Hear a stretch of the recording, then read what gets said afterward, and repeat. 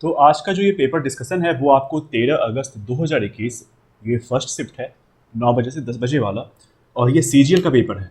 तो इसमें सबसे पहले सवाल को हम लोग देख लेते हैं, जिसमें कि कह रहा है कि the income of A is 45% more than the income of B and the income of C is 60% less than the sum of the income of A and B. यहाँ पे ए है, ये बी है, ये सी है। यहाँ पे कह रहा है कि income of A is 45% more than income of B. अगर बी के इनकम को यहाँ पे हम लोग 100 मान ले तो इनकम ऑफ ए आपका 145 हो जाएगा, और इनकम ऑफ सी जो है वो 60% less than the sum of the income of A and B यहाँ पे दिया गया है। ए और बी का सम यहाँ से 245 हो गया, और 245 से 60% कम यानी कि 245 का आपको 40% निकालना पड़ेगा, जो कि आपको हो जाएगा 98। अब आगे कह रहा है कि the income of D is 20% more than of C. C यहाँ पे 98 है और डी का इनकम सी से 20% ज़्यादा है, तो 98 का 120% आपको निकालना पड़ेगा। यहाँ से 0 0 कट गया, और 98 से आप 12 को मल्टीप्लाई करेंगे तो इसे आप लिख सकते हैं 100 - 2 × 12। यहाँ से ये 12 से 100 गुना होगा तो 1200, और 12 दूनी 24।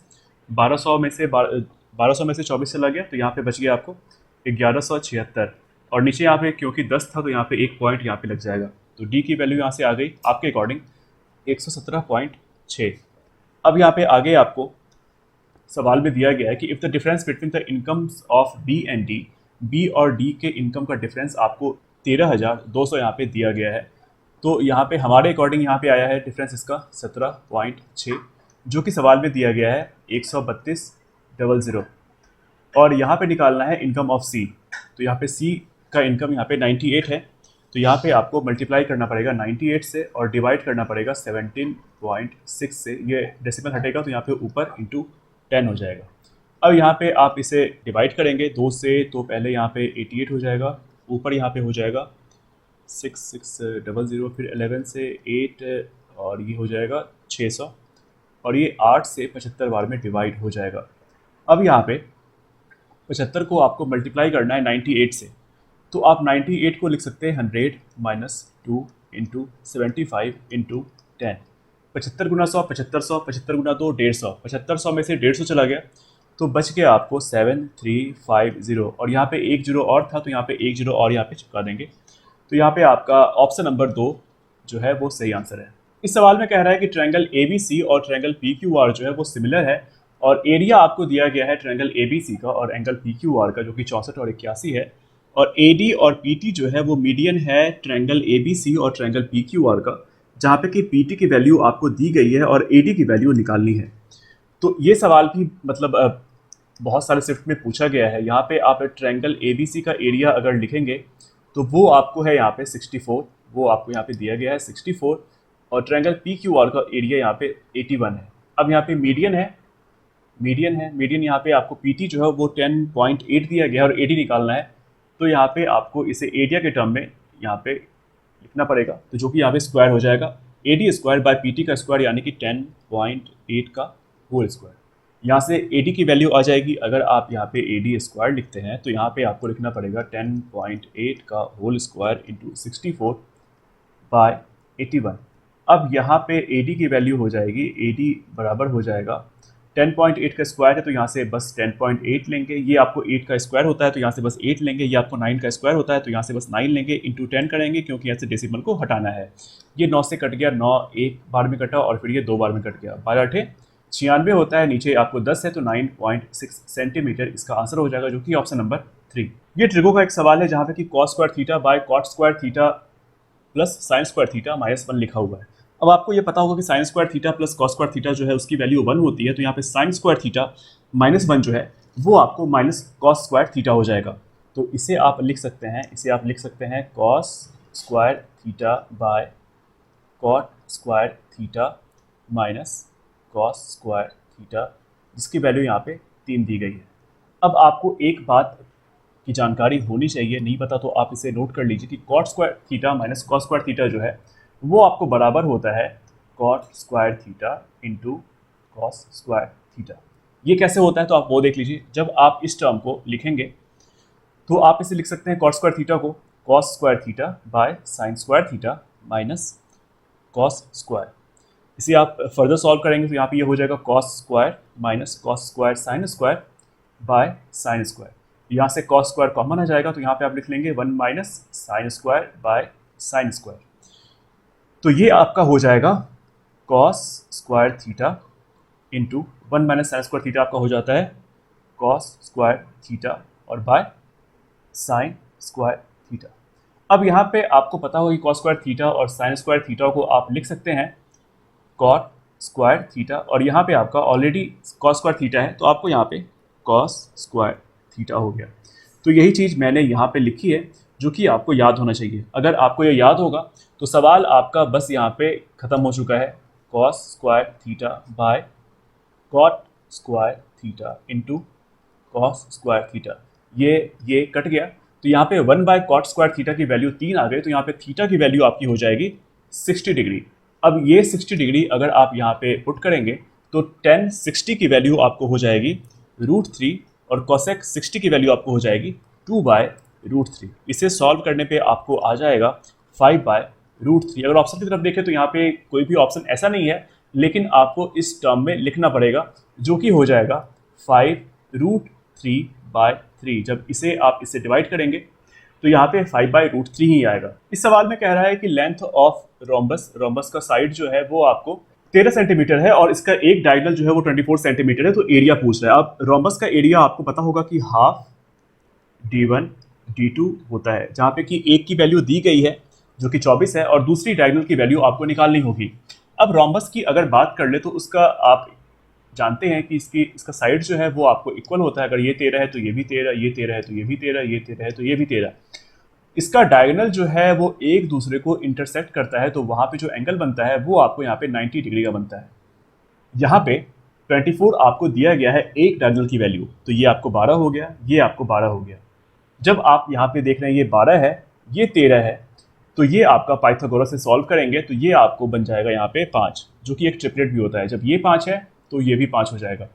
तो इससे दूसरे डायगोनल की वैल्यू आपको यहाँ पे 10 आ चुकी है। पहला आपको पता था कि वो 24 है और दूसरा आप यहाँ पे 10 निकाल चुके हैं, तो यहाँ पे आप इसे डिवाइड करेंगे तो यहाँ 12 हो जाएगा और 120 जो है वही रोम्बस का एरिया होगा, जो कि ऑप्शन नंबर 4 में। इस सवाल में कह रहा है कि कुछ फल जो है वो खरीदे जाते हैं at 15 for 140 and an equal number of fruits at 10 for 120.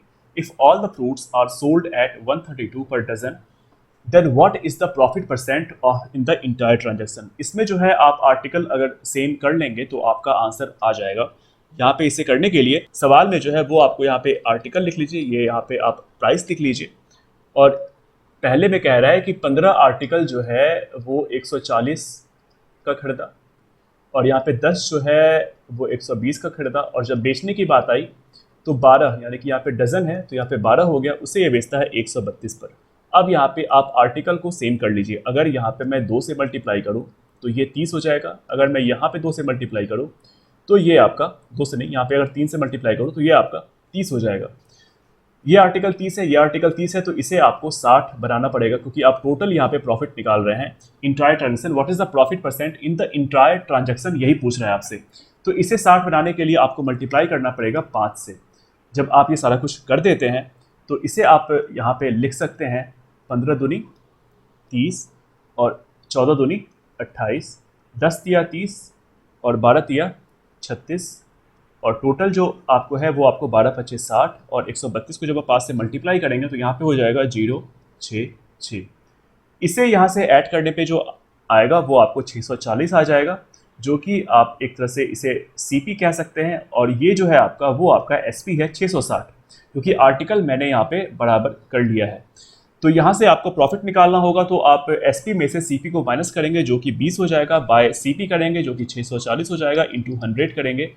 यहाँ पे आप इसे सॉल्व करेंगे तो ये आपका निकल के आ जाएगा, 2 से 2 गया, 2 तिया 6, 2 दूनी 4, और यहाँ से हो जाएगा 4 8 32, और ये आपका 25 हो गया, तो 25 बाय 8 आ गया। अगर इसे आप पूर्णांक में लिखेंगे तो ये आपका आ जाएगा 3/1/8%, जो कि प्रॉफिट होगा, क्योंकि यहाँ पे एसपी जो है वो ज़्यादा था। ये डीआई का एक सवाल है। यहाँ पे कह रहा है कि ratio of total number of cars sold by dealer B जनवरी में, अच्छा जनवरी में, अप्रैल में और जून में 600, 580 और 620, और यहाँ पे कह रहा है to the total number of cars sold by dealer A and D मार्च में, ए एंड डी मार्च में। तो आप जब इसे ऐड करेंगे ये वाली लाइन को 600, 580 और 620 को, तो ये आपको आ जाएगा यहाँ पे 1800, और इसका रेशो निकालना है इससे 628 और 722 को ऐड करने पे आ जाता है 1350। इसे जब यहाँ पे डिवाइड करेंगे ये 0 से 0 कट गया, और यहाँ पे ये 9 से कट जाएगा, 9 से एक बार में कटा तो ये बच गया 9 पचे 45, और ये आपका हो गया 9 दूनी 18 20, फिर ये 5 से कट जाएगा, 5 दिया 15, 5 चौके 20, यानी कि जो रेशियो है वो आपको 4:3 होगा, जो कि ऑप्शन नंबर 1 में। इस सवाल में कह रहा है, ये डीआई का एक सवाल है, यहाँ कह रहा है कि in July 2018 the sales of the car by the dealer D, जुलाई यानी कि ये अगला यहाँ पे पूछ रहा है, यहाँ पे जून है, यहाँ पे कहीं पूछ रहा है, और ये डी का पूछ रहा है, increases by the same percent as in June 2018 over its previous month, मतलब जितना परसेंटेज इंक्रीज जून में हुआ है अगर मे से कंपेयर करें उतना ही इंक्रीज जुलाई में हो रहा है। Then what is the number of cars sold by D in July 2018। अगर यहाँ पे 600 से 780 में कितना परसेंटेज इंक्रीज है आप ये चेक करेंगे तो 600 780 लिखेंगे, और ये कट जाएगा, यहाँ पे आप 6 से डिवाइड करेंगे तो ये 10 बार में, और 6 एकम 6 6 3 18 10 और 13 हो गया, तो यहाँ पे जो परसेंटेज इंक्रीज है वो आपको 3/10 का हो गया, यानी कि 30% का इंक्रीज हो रहा है। अब यही इंक्रीज आपको 780 पे निकालना होगा, यानी कि 780 का 130% आपको निकालना है। ये 0 से 0 कट गया, और यहाँ पे आपको 1 मिनट, अगर यहाँ पे आप ऑप्शन की तरफ देखेंगे तो यहाँ पे जो सारे डिजिट्स हैं वो आपको लास्ट वाले डिजिट जो है वो सब डिफरेंट है। यहाँ पे 0 है, 9 है, 4 है और 5 है, तो बस आप अगर लास्ट के डिजिट को निकाल लेते हैं तो यहाँ पे आपको कोई यहाँ पे जरूरत है नहीं कि आप पूरे यहाँ पे मल्टीप्लिकेशन को यहाँ पे सॉल्व करें। तो 8 या 24 होता है, लास्ट का डिजिट 4 होगा, जो कि ऑप्शन नंबर 3। इस सवाल में कह रहा है कि when x is subtracted from each of 19, 28, 55 and 91 the numbers so obtained in this order are in proportion, what is the value of x। ये सवाल मतलब पिछले साल से कुछ ज़्यादा ही पूछा जा रहा है। इसे करने का तरीका तो आपको बेसिक तरीका पता ही होगा, जो कि बहुत ज़्यादा टाइम कंज्यूमिंग होता है। इसे करने का आसान तरीका है कि आप यहाँ पे 19, 28, 55 और 91 लिख दें, और जो इसका डिफरेंस आ रहा है मतलब 19-28 का डिफरेंस जो आ रहा है वो आप लिख दें, जो कि 9 होगा। 55-91 का डिफरेंस जो है वो आपको 36 होगा। अगर इसके रेशो की बात कर ले तो यहाँ पे 1 और ये 4 आ गया। अब इस 1 को आप इससे मल्टीप्लाई करें और इस 4 को आप मल्टीप्लाई करें 19 से। उसके बाद देखें कि 1 और 4 का डिफरेंस कितना है वो आप यहाँ पे लिख दें, और 3 की वैल्यू यहाँ पे आपकी हो जाएगी जब आपने 1 से 55 को मल्टीप्लाई किया और 4 से 19 को मल्टीप्लाई किया तो 19 चौके 76 हो गया, और माइनस यहाँ पे 55 कर दें। जो इन दोनों का मल्टीप्लिकेशन के बाद डिफरेंस आएगा वही इस डिफरेंस के बराबर होगा। तो यहाँ पे 76 माइनस 55 आपको 21 आ गया, और जब आप यहाँ पे 1 की वैल्यू निकालेंगे तो यहाँ पे 3 से डिवाइड होकर यहाँ पे 7 हो जाएगा। तो 1 की वैल्यू ही यहाँ पे उस x की वैल्यू होगी जो कि सवाल में आपसे पूछ रहा है। तो इसका आंसर हो गया ऑप्शन नंबर 2 यानी कि 7। ये एक एवरेज का सवाल है। यहाँ पे कह रहा है कि द एवरेज ऑफ 28 नंबर, मतलब 28 संख्या का जो एवरेज है वो 77 है। The average of first 40 number is 74 and the average of last 50 number is 84। यानी कि यहाँ पे जो एवरेज दिया गया पहली 14 संख्या और फिर 15 संख्या, तो मतलब एक जो है कॉमन यहाँ पे वो आपको यहाँ पे 2 बार उसका एवरेज दिया गया है। तो पहले आप ये निकाल लीजिए। इसे निकालने के लिए डेविएशन लगाते हैं। यहाँ पे आगे दिया गया 14 नंबर का एवरेज जो है वो आपको 74 है। ये इससे कितना कम है तो आप देखेंगे वो कम है -3। कितना है वो 14 है, इसे आप लिख लेंगे यहाँ पे -42। फिर आगे कह रहा है कि जो लास्ट के 15 नंबर हैं उसका एवरेज 84 है। ये इससे कितना ज़्यादा है, 7 ज़्यादा है। कितने पे ज़्यादा है, 15 पे ज़्यादा है। ये हो जाएगा 105। इसे यहाँ पे 105 से 42 माइनस करने पे ये आ जाएगा आपका 63। तो अगर 14th नंबर की बात कर लें तो वो यहाँ पे हो जाएगा 77 + 63 जो कि है 140। ये आपने यहाँ पे निकाला है 14वीं संख्या जो कि दोनों में कॉमन आ रही थी। अब जब आपका यहाँ पे 14वीं संख्या आ चुका है और आपको यहाँ पे निकालने कह रहा है कि अगर जो 14वीं संख्या है उसे हटा दिया जाए तो then what is the average of remaining number, तो बाकी संख्याओं का एवरेज क्या होगा। अगर हम पहले एवरेज की बात कर लें, तो वो था 28 संख्या थी जिसका कि एवरेज 77 था। तो ये आपको पूरा सम आ गया, क्योंकि एवरेज होता है सम बाय नंबर। तो यहाँ से हमने सम निकाल लिया एवरेज को नंबर से मल्टीप्लाई करके, और इसमें से हमने वो संख्या माइनस कर दी जो कि यहाँ से हटाने के लिए कह रहा है 14वीं संख्या, उसे हमने यहाँ से माइनस कर लिया। और जब ये संख्या यहाँ से माइनस हो गई तो जो टोटल नंबर बचा वो हमारे पास 27 बचा। बस यही इक्वेशन है, इसे सॉल्व करना होगा। इसे सॉल्व करने के लिए यहाँ पे 28 हमने कॉमन ले लिया और यहाँ जो बच गया अंदर वो आपको 77 बच गया, और 28 गुना 5 140 होता है, तो यहाँ पे आपका 5 बच गया बाय 27 आप लिख सकते हैं यहाँ पे। अब यहाँ पे 28 इंटू 77 माइनस 5 आपको 72 होता है, और नीचे आपको 27 हो जाएगा। 27 आपको यहाँ पे 9 से डिवाइड हो जाएगा, 9 या 27, 9 8 72। अब यहाँ पे 28 गुना 8 करेंगे, 8 8 64 का 4, हाथ में बच गया 6, और 8 दूनी 16 और 6 यहाँ पे 224 हो जाएगा। जब इसे 3 से डिवाइड करेंगे तो 3 7 21, 1 बच जाएगा, और यहाँ पे आ जाएगा 3 से यहाँ पे 4 बार में 0.6, फिर 6, फिर 6, ऐसे ये चलता जाएगा, जिसे आप लिख सकते हैं 74.7, जो कि ऑप्शन नंबर 2 के अंदर। इस सवाल में कह रहा है कि sides A B and D C जो है वो एक साइक्लिक क्वाड्रिलेटरल है ए बी सी डी, जो कि प्रोड्यूस किया जाता है टू मीट ई। अच्छा, ये वही सवाल है जो कि इस बार बहुत बार पूछा गया। And sides A D and B C are produced to meet at F. इसके फिगर में बहुत ज़्यादा टाइम वेस्ट ना करके सीधा इसको हाथ से ही ड्रॉ किया जाए। ये आपको ये सर्कल है, ये कुछ ऐसा फिगर बनेगा यहाँ पे, अगर इसे ड्रॉ करें तो ये कुछ यहाँ पे ऐसा फिगर बनेगा। ये यहाँ पे गलत हो चुका है मेरा, लेकिन आप समझ लें कि ये जो है ये पॉइंट, ये आपको सर्कल के सर्कमफेरेंस पे ये पॉइंट यहाँ पे कटेगा। तो ठीक है, यहाँ पे एक जो है क्वाड्रिलेटरल है, यानी कि चतुर्भुज है, जो कि सर्कल के अंदर है, जिसे बढ़ाया जाता है। तो ये आपका ए हो गया, ये बी हो गया, ये सी हो गया, ये डी हो गया, ये आपको बढ़ के ई पे यहाँ पे कटता है, ये आपको बढ़ के जो टच होता है वो आपको एफ पे होता है, जहाँ पे की वैल्यू दी गई है ए डी सी की वैल्यू जो है वो आपको 78 डिग्री है, और बी ई सी की वैल्यू जो है वो आपको 52 डिग्री दी गई है।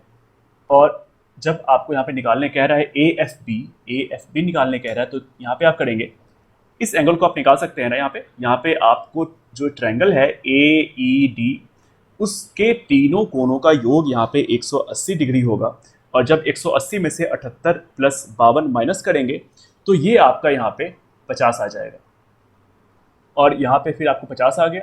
एफ निकालना है, अगर आप इसे निकाल लेते हैं, क्योंकि ये आमने सामने की भुजा है, तो 78 को माइनस करेंगे 180 में से, तो बच जाएगा 102।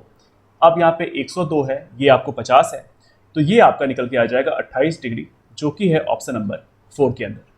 ये सवाल ट्रिगो का एक बहुत ही आसान सा सवाल है। Find the value of cot 25 degree. अब यहाँ पे आपको पता होगा कि कॉट 25, कॉट 65, यहाँ पे 90 है, 25 65 का जो सम होगा वो 90 है, 35 55 का सम भी 90 है। बस आपको यहाँ पे कॉट 45 की वैल्यू निकालनी है। 25 65 1 है, ये 1 है, और ये भी आपका कॉट 45 आपका 1 हो जाता है, तो इसका आंसर आपको 1 आ जाएगा, जो कि ऑप्शन नंबर 2 में। इस डीआई में कह रहा है कि what is the ratio of number of males teacher. अच्छा, यहाँ पे ये मेल्स टीचर हैं to the number of females teacher in the city. आपको इस पूरे को ऐड करना होगा, इसे भी ऐड करना होगा। इसे जब यहाँ पे ऐड कर लेंगे तो ये यहाँ पे हो जाएगा 5 6 8 5, और फीमेल टीचर्स को ऐड करेंगे तो यहाँ पे हो जाएगा 0 9 4 8। अब यहाँ पे इसी का आपको रेशियो निकालना है, तो यहाँ पे 5 8 6 5 है, 8 4 9 0 है। अब आप यहाँ पे देखें, इसका लास्ट 5 है, इसका लास्ट 0 है, तो ये 5 से कटेगा ही। अगर इसे ऐड करें तो ये 5 8 6 5, यहाँ पे एडिशन के बाद ये 24 आता है, 8 4 9 0 ऐड करने के बाद 21 आता है। 5 से भी कट रहा है, 3 से भी कट रहा है, तो ये 15 से डिवाइड हो जाएगा। 15 से डिवाइड करने पर ये आ जाएगा नीचे वाला 5 6 6, और ऊपर से डिवाइड करने पर 45 3 9 1। तो इसका जो रेशियो है वो आपको 391 रेशियो 566 आ गया, जो कि है ऑप्शन नंबर, ये कौन सा ऑप्शन होगा, ऑप्शन नंबर 4 के अंदर 391 और 566। ये ट्रिगो का एक सवाल है यहाँ पे कि cosec theta by cosec theta minus 1 plus cosec theta by cosec theta plus 1 minus tan square theta, इसकी वैल्यू निकालनी है। अब आप हर सवाल में वैल्यू पुटिंग का अप्रोच नहीं लगाएं, क्योंकि हो सकता है कि आपको समय ज़्यादा लग जाए, क्योंकि बेसिक से फॉर्मूले से आपका सवाल ये सब सॉल्व हो जाएगा। अगर यहाँ पे आप देखें कॉसेक थीटा माइनस 1 यानी कि a minus B A plus B के फॉर्म में है, नीचे जब एलसीएम लेंगे, इसका एलसीएम लेने के बाद आपको a minus B into A plus B पता है आपको a square minus B square होता है। अब इसे यहाँ पे सॉल्व करेंगे cosec theta minus 1, cosec square theta minus 1 square, तो वो आपका हो जाता है कॉट स्क्वायर थीटा। और ऊपर में क्योंकि यहाँ पे कॉसेक थीटा माइनस 1 है, यहाँ पे कॉसेक थीटा प्लस 1 है, तो आपको cosec theta into cosec theta plus 1 लिखना पड़ेगा। और यहाँ पे जब आप इसे मल्टीप्लाई करेंगे कॉसेक स्क्वायर थीटा हो जाएगा, और ये आपको कॉसेक थीटा हो जाएगा। इसे आप लिखेंगे cosec square theta plus cosec theta. ठीक ऐसे ही आपको अगला टर्म जो है उसे आप लिखेंगे यहाँ पे ये आपको कोसेक थीटा प्लस वन नीचे दिया गया है, आपको यहाँ पे मल्टीप्लाई करना पड़ेगा कोसेक थीटा माइनस वन से कोसेक थीटा को। तो ये आप लिखेंगे cosec square theta minus cosec theta. इसे जब सॉल्व करेंगे यहाँ पे तो ये आपको ये कट जाएगा और यहाँ पे cosec square theta plus cosec square theta आपका यहाँ पे हो जाएगा 2 कोसेक स्क्वायर थीटा और नीचे आपको है कॉट स्क्वायर थीटा, नीचे आपका है कॉट स्क्वायर थीटा और यहाँ पे आपका माइनस 10 स्क्वायर थीटा था, यहाँ भी आपका माइनस 10 स्क्वायर थीटा है। अब यहाँ पे कॉट स्क्वायर थीटा आपको पता है कि कॉट बाय साइन होता है, यानी कि नीचे कॉट नीचे कॉस हो जाएगा, ऊपर साइन हो जाएगा और कॉसेक स्क्वायर थीटा आपको 1 बाय साइन स्क्वायर थीटा होता है। आप देख लीजिए, अगर आप कॉसेक स्क्वायर थीटा को लिखेंगे तो यहाँ पे हो जाएगा 2 बाय साइन स्क्वायर थीटा और कॉट स्क्वायर थीटा को आप लिखेंगे तो यहाँ पे हो जाएगा कॉस स्क्वायर थीटा और ऊपर चला जाएगा साइन स्क्वायर थीटा, तो ये हो जाएगा साइन स्क्वायर थीटा। इस साइन से ये साइन कट गया, माइनस 10 स्क्वायर थीटा हो गया। तो यहाँ से आप लिख सकते हैं इसे लिख सकते हैं आप, कॉस स्क्वायर थीटा जब ऊपर गया तो यहाँ पे आप लिखेंगे इसे sec square theta plus sec square theta minus 10 square theta, क्योंकि यहाँ पे ऊपर जाएगा ये तो ये आपका हो जाएगा 2 इंटू सेक स्क्वायर थीटा। तो मैंने इसे बस यहाँ पे थोड़ा सा तोड़ दिया इसे। तो sec square theta minus 10 square theta जो है उसकी वैल्यू आपको पता है कि 1 होती है, तो यहाँ पे सेक स्क्वायर थीटा और इसकी वैल्यू आपको पता है कि 1 होती है, तो यहाँ पे आप लिख देंगे +1 और यही इसका आंसर होगा जो कि है ऑप्शन नंबर 2 के अंदर। ये डिविजिबिलिटी का एक सवाल है जहाँ पे कि कह रहा है कि कोई एक 5 अंकों की संख्या है 676xy और कह रहा है कि डिविजिबल है 3, 7 और 11 से। मतलब आपको यहाँ पे चेक करना होगा 77 की डिविजिबिलिटी और इस पे सवाल बहुत बार आया है। इस बार आपको CHSL हो या फिर CGL हो, बहुत सारे सेट्स में आपको 77 के डिविजिबिलिटी पे सवाल आया है और आगे भी संभावना है अगर MTS का पेपर आपका आ गया है तो 77 की डिविजिबिलिटी पे आपको सवाल देखने को मिल सकता है। और यहाँ पे पूछ रहा है 3x माइनस 5y की वैल्यू क्या होगी। मैं आपको बता दूं कि अगर यहाँ पे आपको 77 का मल्टीपल चेक करना होता है तो आप यहाँ पे 3 का पेयर बनाएं। यहाँ पे हो गया 6xy और ये आपका हो गया 67। जब आप 6xy से 67 को माइनस करेंगे तो जो भी नीचे आएगा वो आपको मल्टीपल होना चाहिए 77 का। अगर यहाँ पे हम लोग 77 को मल्टीप्लाई करें 9 से तो उसकी वैल्यू आती है 693। अगर 77 को मल्टीप्लाई करें 8 से तो उसकी वैल्यू आती है 616। अगर यहाँ पे नीचे 616 हुआ, अगर यहाँ पे नीचे 616 हुआ और एक और कंडीशन ये है कि अगर यहाँ पे नीचे 693 हुआ तो ऊपर क्या होगा। तो जब आपने यहाँ पे से माइनस किया है और 693 से जब आप 6xy की वैल्यू निकालने जाएंगे तो आपको यहाँ पे 67 को ऐड करना पड़ेगा। अगर आपने यहाँ पे 67 को ऐड कर दिया तो यहाँ पे 700 कुछ होगा जो कि यहाँ पे ये वैल्यू सेटिस्फाई नहीं करेगा। अगर यहाँ पे आप 616 में 67 को ऐड करेंगे तो ये आपको निकल के आ जाएगा, यहाँ पे 6 6 12 13 का 3 हाथ में बच गया 1 7 8 और यहाँ पे आ गया 683 जो कि इस वैल्यू को सेटिस्फाई करेगा। तो यहाँ पे 6xy हो गया, तो x की वैल्यू जो है वो आपको यहाँ पे 8 आ गई और y की वैल्यू आपको यहाँ पे 3 आ गई। x y की वैल्यू यहाँ पे आ चुकी है तो यहाँ पे आपको इस इक्वेशन में आपको वैल्यू को पुट कर देना है। 3 इंटू एक्स की वैल्यू 8 है माइनस 5 इंटू वाई की वैल्यू 3 है, तो 8 दिया 24 माइनस 5 दिया 15, 24 माइनस 15 आपका 9 आ जाएगा जो कि ऑप्शन नंबर 3 के अंदर। इस सवाल में कह रहा है कि एक कोई कॉर्ड है जिसकी लंबाई आपको 21 सेंटीमीटर है और एक सर्कल है जिसका कि डायमीटर आपको 25 सेंटीमीटर है। अगर ये एक सर्कल है जिसके कि अंदर एक डायमीटर है, ये डायमीटर है और यहाँ पे कोई कॉर्ड है, डायमीटर का लेंथ आपको 25 है, ये सेंटर है इस सर्कल का। यहाँ से अगर इस पर हम लोग परपेंडिकुलर ड्रॉ करते हैं तो ऊपर की जो वैल्यू है वो आपको 25/2 आ जाएगी। मतलब यहाँ से यहाँ तक की वैल्यू रेडियस की अगर हम लोग बात कर ले तो, और कॉर्ड में अगर ये परपेंडिकुलर पड़ रहा है तो इसे ये हाफ में डिवाइड करेगा। तो कॉर्ड की वैल्यू यहाँ पे दी गई थी 21, तो नीचे वाला हो जाएगा 21/2। यहाँ पे आप इसे अगर मिलाएंगे, अगर सेंटर से यहाँ पे मिलाएंगे तो ये भी आपका रेडियस है और इसकी वैल्यू भी यहाँ पे 25/2 होगी। इसे अब आपको पाइथागोरस से सॉल्व करना है। आपको यहाँ पे एक हाइपोटेनस जो है वो आपको 25/2 है, बेस की बात कर ले तो वो आपका 21/2 है, ये आपको निकालना है। तो रूट अंडर 25 का स्क्वायर 625/4 हो जाएगा, माइनस 21 का स्क्वायर आपको 441 होता है, बाय 4 हो जाएगा। 625 में से 41 चला गया तो वो आपका हो जाता है 184 और बाय 4। अगर 184 को हम लोग लिखे तो वो आप लिख सकते हैं 2√46 बाय यहाँ पे 4 बाहर जाएगा तो वो आपका हो जाएगा 2, 2 से 2 कट गया, तो यहाँ पे बच गया आपका √46, जो कि ऑप्शन नंबर 4 में। इस सवाल में दिया गया कि ट्रायंगल एबीसी और ट्रायंगल पीक्यूआर का एरिया का रेशियो यहाँ पे 144/49 है। ए बी जो है वो आपको यहाँ पे दिया गया है 12 सेंटीमीटर, बीसी जो है मतलब ये बीसी जो है यहाँ पे दिया गया है 7 सेंटीमीटर, और एसी जो है यहाँ पे दिया गया है 9 सेंटीमीटर। तो पी आर की वैल्यू निकालनी है। अगर पी आर की वैल्यू निकालनी होगी तो यहाँ पे हम लोग कंपेयर कर लेंगे एसी से। तो ये आपको रिपीटेड कॉन्सेप्ट पे सवाल है, एक ही सेट के अंदर आपको 2 सिमिलर सवाल देखने को मिल गया। यहाँ पे आप इसे लिखेंगे 144 जो कि एरिया का रेशियो है, और जब आप इसे लिखेंगे एरिया के रेशियो में, जहाँ पे कि आपको एसी की वैल्यू यहाँ पे 9 दी गई थी, तो आपको यहाँ पे 9 × 9 यानी कि 81 लिखना पड़ेगा, और बाय आपका यहाँ पे आ जाएगा पी आर का स्क्वायर। यहाँ पे आप लिखेंगे P R square is equal to 81 × 49/144। यहाँ से जब आप पी आर निकालेंगे तो ये आपका हो जाएगा 9 × 7/12, 7×63/12, 7×63/12। ये 3 से डिवाइड हो जाएगा, 3 चौके 12, 3 दूनी 6, 21/4 इसका आंसर हो गया, जो कि है ऑप्शन नंबर 4 में। ये टाइम एंड वर्क का एक सवाल इस पे कह रहा है कि to do a certain work A and B work on alternate days, यानी कि ए और बी जो है वो अल्टरनेट दिन काम कर रहा है। जिस दिन ए काम करता है उस दिन बी नहीं करता है, जिस दिन बी करता है उस दिन ए नहीं करता है। अगर बी काम को शुरू करता है, अगर बी ने काम को शुरू किया, मतलब पहला दिन बी ने काम किया, फिर A alone can complete the same work 24 दिन में। ए उसी काम को 24 दिन में खत्म कर सकता है। If the work gets completed in 11/1/3 days, then B alone can complete 7/9 part of the original work। यहाँ पे मैं आपको समझाने के लिए लिख दूँ कि B यहाँ पे 6 दिन काम करेगा, A यहाँ पे काम करेगा 5/1/3 days। वो कैसे, वो आप यहाँ पे देख लीजिए। अगर यहाँ पे B ने काम शुरू किया पहले दिन, फिर अगला आपको A हो जाएगा, फिर B है, फिर A है, फिर B है, फिर A है, फिर B है, फिर A है, फिर B है, फिर A है। कितने दिन हो गए? 1 2 3 4 5 6 7 8 9 10 और यहाँ पे 11।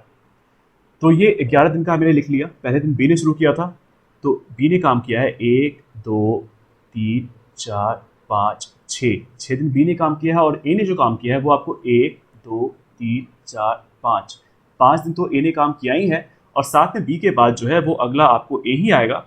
तो यहाँ पे 1/3 हो जाएगा ए का, इसीलिए यहाँ पे ए का आपने लिखा है 5 + 1/3। 5 + 1/3 को ही आप लिखते हैं 5/1/3। बी यहाँ पे 6 हो गया, ए यहाँ पे 5 या 15, ये हो गया 16/3। अब ए जो है सवाल में दिया गया कि 24 दिन में ए जो है एक काम को खत्म करता है, यहाँ पे एक मान लीजिए, तो 16/3 दिन में कितने काम को खत्म करेगा? तो इंटू यहाँ पे 16 हो गया, बाय 3 हो गया, इंटू 24 हो गया। इसे सॉल्व करने पे आ जाएगा यहाँ पे 2 8 16, 2 1 यहाँ पे 12 आ गया, ये आपका आ गया, ये यहाँ से आ गया 2 4 = 8, 2 6 = 2, अरे यार 2 2 4, 2 3 6, ये आपका आ गया 2/9, यानी कि 16/3 दिन में ए जो है वो 2/9 काम करता है। तो बचा हुआ काम जो है वो आपको यहाँ पे हो गया 7/9, और यहाँ पे सवाल में 7/9 ही पूछ रहा है कि उसे बी कितने दिन में कंप्लीट करेगा। तो ये आपका यहाँ पे 6 दिया गया है, जो कि यही आपका आंसर होगा, जो कि ऑप्शन नंबर 4 के अंदर। इस सवाल में कह रहा है कि इन विच ईयर सेल जो है वो मोर देन 90% है ऑफ द प्रोडक्शन के, प्रोडक्शन से 90% ज़्यादा हो सेल, वो साल पूछा जा रहा है। अगर इसमें बात कर ले 1250 है, तो यहाँ पे अगर आप 1250 नहीं 1200 का ही 90% निकालेंगे, जो कि आपके लिए आसान होगा, तो यहाँ पे हो जाएगा 12 × 108, मतलब कि 1080। अगर 1200 यहाँ पे होता, इससे कम की वैल्यू होती, उसका 90% निकालते, तो भी आपको यहाँ पे 1080 आता। लेकिन यहाँ पे 1250 है, और मतलब 1200 से ये ज़्यादा है, और इसकी वैल्यू 1080 से कम आ रही है, तो ये तो बिल्कुल नहीं होगा। अगला यहाँ पे है कि 1400 का 90% आप निकालेंगे, तो 14 9 होता है 126 होता है। अगर 126 से ज़्यादा की वैल्यू यहाँ पे होगी, तो आपका सेल जो है वो आपको 90% से ज़्यादा होगा, जो कि इस वाले ईयर में है, जो कि है 1290, तो 2016 आपका होगा। 17 की बात कर ले, तो यहाँ पे अगर आपने 1400 यहाँ पे लिख लिया, और 1400 का आपको 90% पता है कि 126 होता है, 126 मतलब 1260 होता है। तो अगर 1260 यहाँ पे होता, उससे ज़्यादा की वैल्यू होती, तो यहाँ पे ये वाला साल भी होता। लेकिन जब आपने यहाँ पे 1400 किया इसे, यानी कि कम की वैल्यू इसकी, तो भी यहाँ पे 1260 से कम ही आ रहा है, तो ये वाला साल भी आपका नहीं होगा। 2018 की बात कर ले, तो आपको 15 नमा होता है 135। अगर 135 यानी कि 1350 से ज़्यादा की वैल्यू होगी, तो आपका 2018 भी होगा जो कि यहाँ पे है, तो ये आपका होगा। 2019 की बात कर ले तो 16 नमा होता है 144, अगर यहाँ पे 1440 से ज़्यादा होता सेल तो ये भी आपका आंसर हो जाता, लेकिन यहाँ पे है नहीं तो ये आपका आंसर नहीं होगा। तो यहाँ पे आपका बस 2 ही ईयर है जहाँ पे कि सेल जो है वो आपको प्रोडक्शन से 90% है, प्रोडक्शन के 90% से ज़्यादा है, वो है 2016 और दूसरा है 2018। ऑप्शन नंबर 1 इसका आंसर होगा। इस सवाल में कह रहा है कि कोई एक दुकानदार है जो कि अर्न करता है प्रॉफिट 21% का after selling a book at 21% discount on printed price, और पूछ रहा है रेशियो ऑफ सीपी यानी कि cost price and selling price. CP और एसपी का पूछ रहा है और यहाँ पे डिस्काउंट दिया गया है। तो यहाँ पे आप देखिए, यहाँ पे इस वैल्यू का कोई मतलब है नहीं, ये आप यहाँ पे बस कंफ्यूज हो सकते हैं और कुछ नहीं।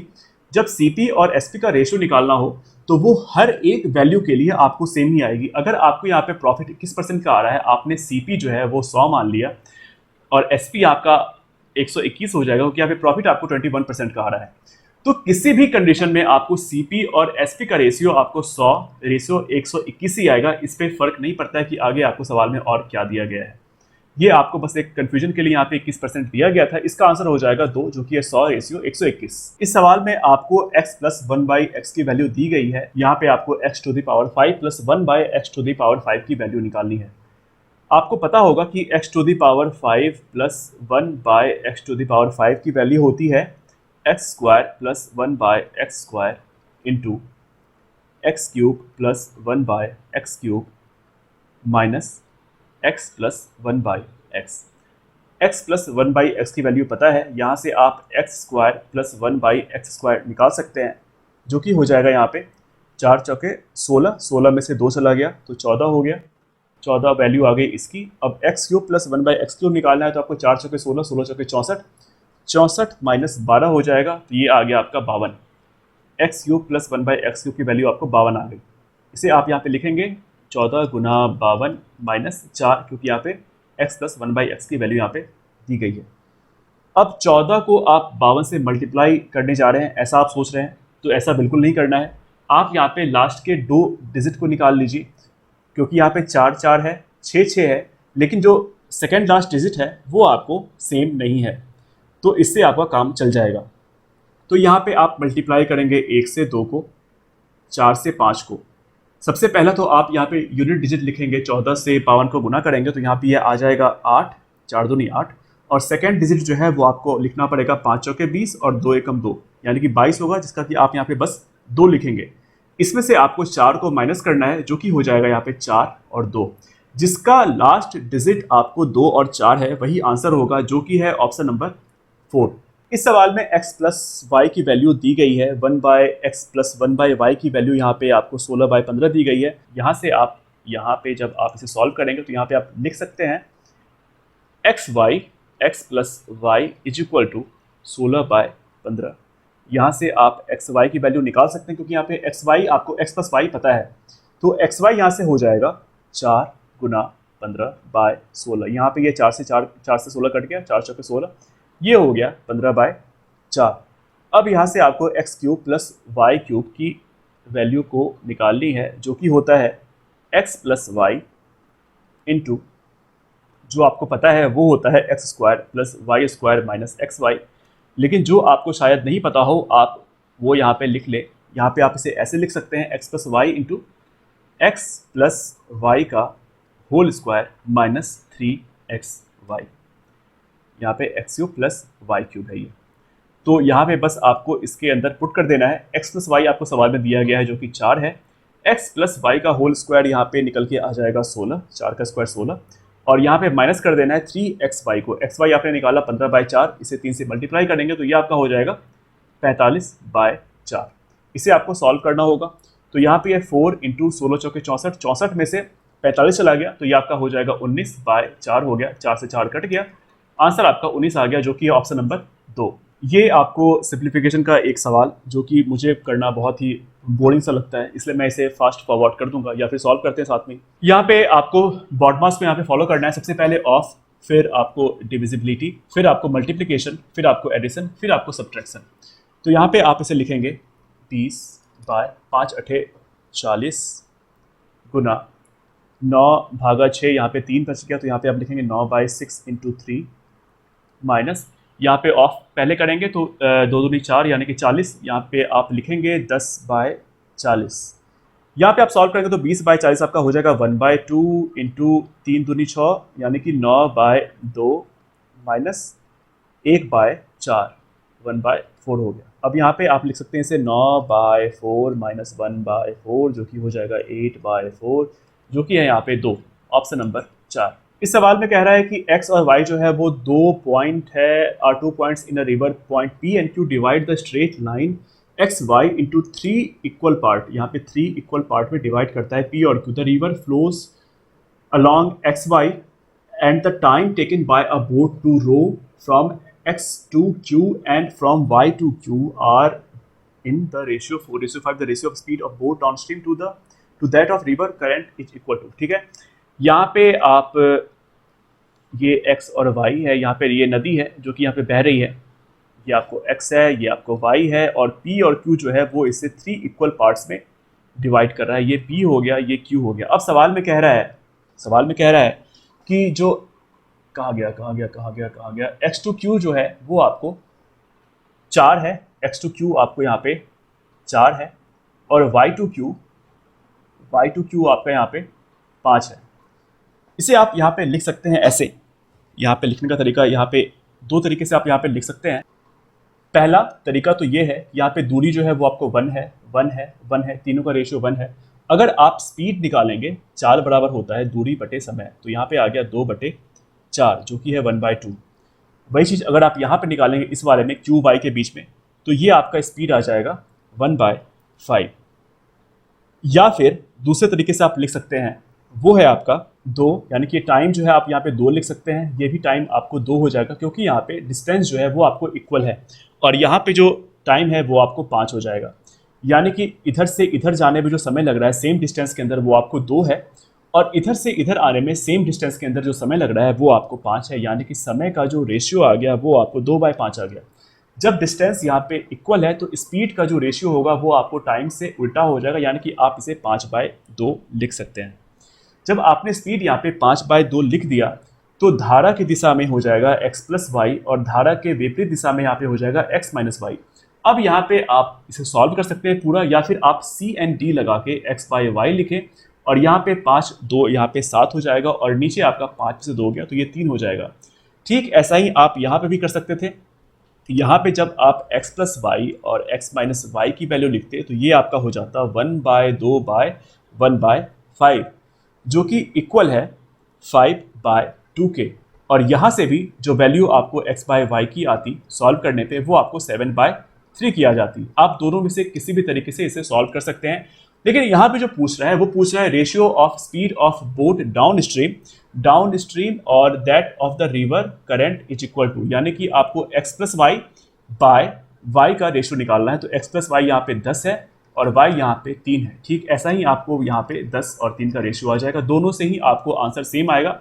आपको जो तरीका समझ में आया, जो तरीका आसान लगे, वो आप फॉलो कर सकते हैं बनाने में या फिर समझने में। ऑप्शन नंबर 3 इसका सही आंसर है। इस सवाल में दिया गया है कि पूछ रहा है what is the compound interest on a sum of ₹8192। ये आपको प्रिंसिपल हो गया। यहाँ पे समय दिया गया है 1/1/4 ईयर्स, और यहाँ पे 15% पर एनम का दिया गया है, जबकि कंपाउंड इंटरेस्ट जो है वो आपको 5 मंथली ऐड होता है। यहाँ पे अगर 12 महीने की बात कर लें तो आपको 15% दिया गया है, और यहाँ पे अगर 5 मंथली की बात कर लें तो ये 15% आपका हो जाएगा 25/4%, जो कि आप यहाँ पे लिख सकते हैं इसे 1/16। तो यहाँ पे कह रहा है कि आपको 1/1/4 का निकालना है कि 12 और 3 महीने, यानी कि टोटल आपको 15 महीने का निकालना है। तो ये आपको 3 साइकिल में चला जाएगा। ये पहला साइकिल, ये दूसरा साइकिल, ये तीसरा साइकिल। अब यहाँ पे आपको 1/16 है, यानी कि 16 आपका प्रिंसिपल है और 17 जो है वो आपको अमाउंट आ गई। यहाँ पे 3 साइकिल है तो यहाँ पे आपको 3 का क्यूब, मतलब आपको 16 का क्यूब और 17 का क्यूब निकालना पड़ेगा। 16 का क्यूब आपको पता होगा 4096 होता है, 17 का क्यूब यहाँ पे 4913 होता है। लेकिन आपको निकालने कह रहा है बस CI, तो आपको इसका डिफरेंस देना पड़ेगा। 4193 में से जब 4096 जाएगा तो ये आपको 817 हो जाएगा। सवाल में 4096 यानी कि पी की वैल्यू आपको 8192 दी गई है और आपको यहाँ से 817 की वैल्यू निकालनी है जो कि डिवाइड हो जाएगा 4096 से। ये डिवाइड होगा यहाँ पे 2 बार में और 817 गुना 2 हो जाएगा 1634। यही आपका आंसर होगा जो कि ऑप्शन नंबर 3 में। इस सवाल को करने के बहुत सारे अप्रोच हो सकते हैं। आप इसे पूरा सॉल्व करें, पूरा खोलें, फिर लिखें और समय की पूरी बर्बादी कर दें। आप 25 मिनट इसमें ही लगा दें, ये आपकी मर्जी है। या फिर यहाँ पे आप x को 1 मान लें, y को -1 मान लें। क्यों? क्योंकि यहाँ पे आपको a जो है, b जो है, c जो है, तीनों प्लस प्लस प्लस में है, लेकिन आपको जो निकालना है वो आपको a पॉजिटिव, b पॉजिटिव और c जो है वो नेगेटिव में है। c नेगेटिव तभी होगा जब यहाँ पे x या फिर y में से कोई एक जो है वो आपका नेगेटिव हो। चाहे तो आप यहाँ पे x को 1, y को -1 या फिर आप x को -1 और y को 1 मान लें, दोनों से ही आपका आंसर सेम आएगा। मैं आपको इससे बता देता हूँ और इसे आप खुद से सॉल्व कीजिएगा। यहाँ पे x को मैंने -1 माना तो यहाँ पे ये हो जाएगा, ये तो आपका खत्म हो गया, यहाँ से ये आपका निकल के आ जाएगा -27 इंटू यहाँ से हो जाएगा -2 का whole cube is equal to यहाँ पे 5, y की वैल्यू हमने यहाँ पे 1 मानी है तो 5 -1 हो जाएगा तो यहाँ पे आ जाएगा यहाँ पे 6 इंटू एक्स स्क्वायर, यहाँ पे ये प्लस ही रहेगा, a हो जाएगा, ये भी आपका b हो जाएगा, लेकिन यहाँ पे x जो है वो आपको -1 है और y जो है वो +1 है तो यहाँ से आ जाएगा -c। तो बस आपको 6 को यहाँ पे नीचे ले जाना है तो ये आपका हो जाएगा 27, ये -27 है, ये -2 का होल क्यूब निकालेंगे तो -8 आएगा, माइनस माइनस यहाँ पे प्लस हो जाएगा यानी कि 27 गुना 8 आप लिख सकते हैं, बाय 6 यहाँ पे कर देंगे तो ये हो जाएगा आपका, ये आपका हो जाएगा 3 दूनी 6, 3 नमा 27 और 2 4 जा 8 यानी कि 9 चौके 36 इसका आंसर होगा जो कि वैल्यू है a + b - c की, ऑप्शन नंबर 3। तो ये थे 25 के 25 सवाल एक बेहतरीन सॉल्यूशन के साथ। एसएससी सीजीएल के शिफ्ट 1 13 अगस्त 2021 का ये पेपर था। आपको ये वीडियो कैसा लगा आप मुझे नीचे कमेंट करके बताएं। अगर आपको वीडियो से हेल्प मिली तो आप लाइक कर दीजिए, अपने दोस्तों के साथ, अपने सहपाठी के साथ, आपके जो भी क्लासमेट है उनके साथ इस वीडियो को शेयर कीजिए और एग्जाम निकालो को सब्सक्राइब कर दीजिए।